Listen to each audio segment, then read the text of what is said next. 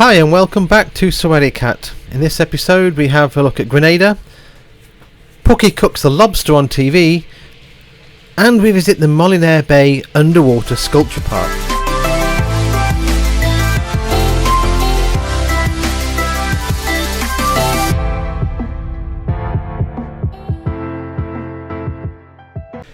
Even before we had reached Port Louis in Grenada, word had got out via Viking explorers that Pookie was on her way. Cue the Grenadian Tourist Board, and before we'd reached land, Pookie was being invited to meet with them and offer her insight to their food.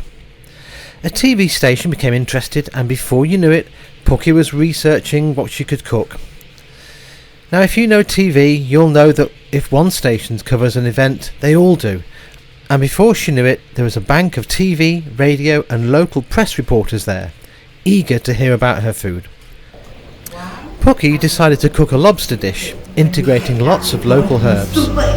Pookie's creation was a spicy, sour Grenadian lobster, Pookie style of course. And not to miss a good opportunity, Pookie decided to decorate the dish with a nutmeg green coral, a cinnamon red coral and a bright yellow pineapple star, all the colours of the Grenadian flag, in celebration of the fact that it was also Grenada's Independence Day.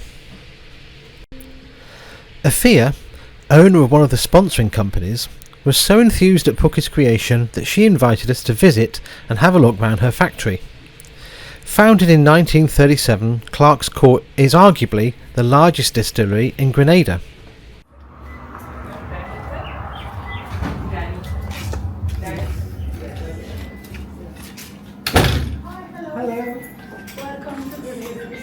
Good morning. Good morning. Hi, I'm Heath. How are you? Margaret. Yes, Margaret. Yes. Nice to meet you, Margaret. This is Pookie. Hi. French. French. Yeah, it's 2 times kiss is French. Ah, I see. Yeah. Okay. Wow. So welcome to Grenada. Wow, we've got the awards. Wow, that is a lot of awards.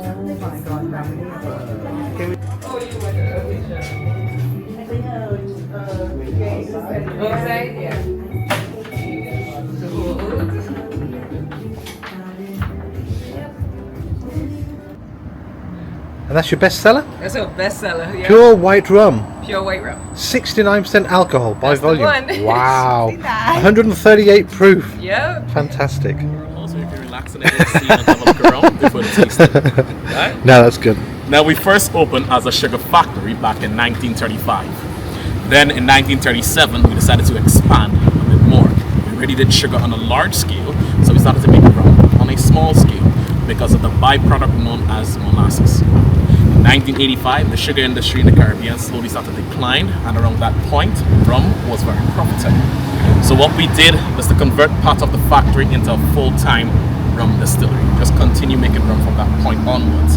What I'm about to show you is our sugar museum, and then a small part of the distillation process. When we're done, back to the mixed barrel house, you get to taste the rums that we make. Okay? Perfect. First, we have the scale beam, or the weighing bridge, which was used to weigh the trucks and the lorries when they came in, so they can get a general weight of the sugarcane that they brought in. Yeah. Afterwards, they move under the gantry or the heist, right here, where the chains will pick up the sugarcane and place it onto the feed table ahead. Onto here. Yes. So they come in. So place onto the table here. Now, if it was very busy, they will always deposit the sugarcane below the gantry. Okay. And they will leave and come back onto the scale to be weighed a second time, subtract the weight of the truck for what they got previously. Makes sense. Yeah. So, Very good.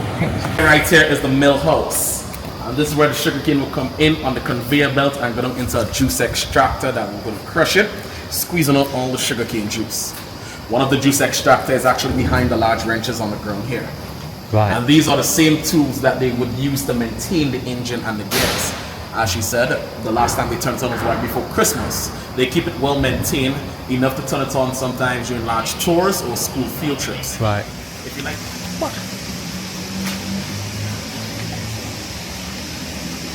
So if you stand here, I can take pictures of both of you together.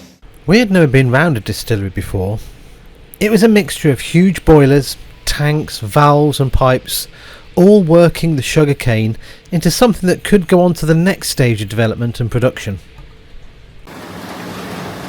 Right? So each of these hold 7,000 gallons of wash. Heads tight. Well, you can smell it up here, can't you? Smell the molasses. You can really smell the molasses up here. Wow. Juice heaters. Yeah. Ah, yeah.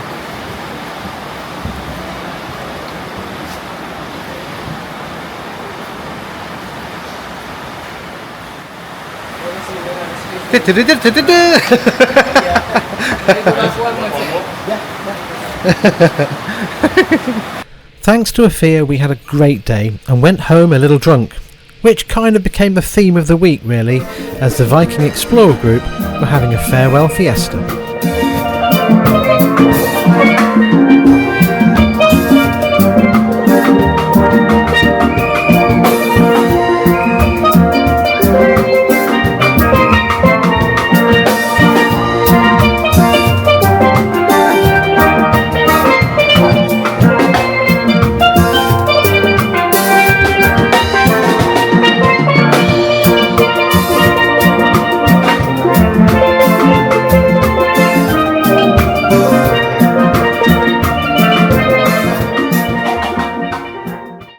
Nobody can visit Grenada though without going to the beach and having a good look around.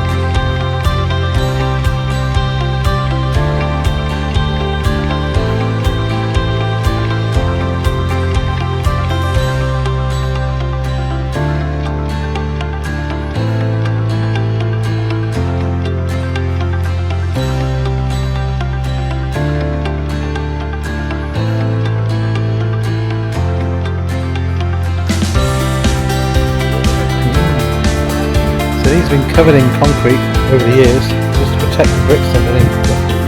But you can see the white bricks under there somewhere. And these rails have been here since 1680.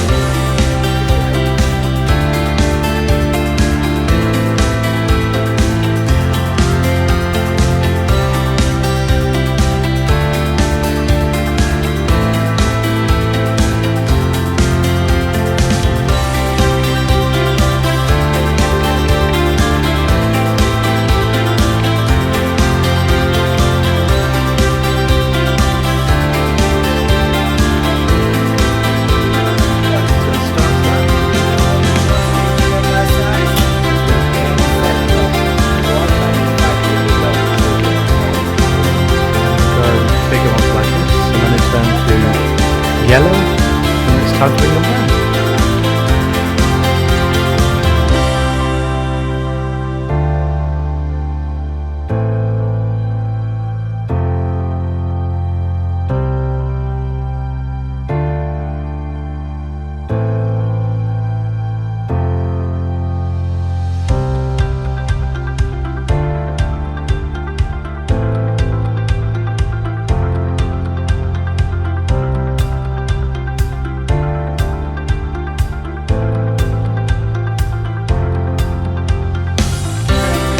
And the next stop is Annandale Waterfall and Forest Park.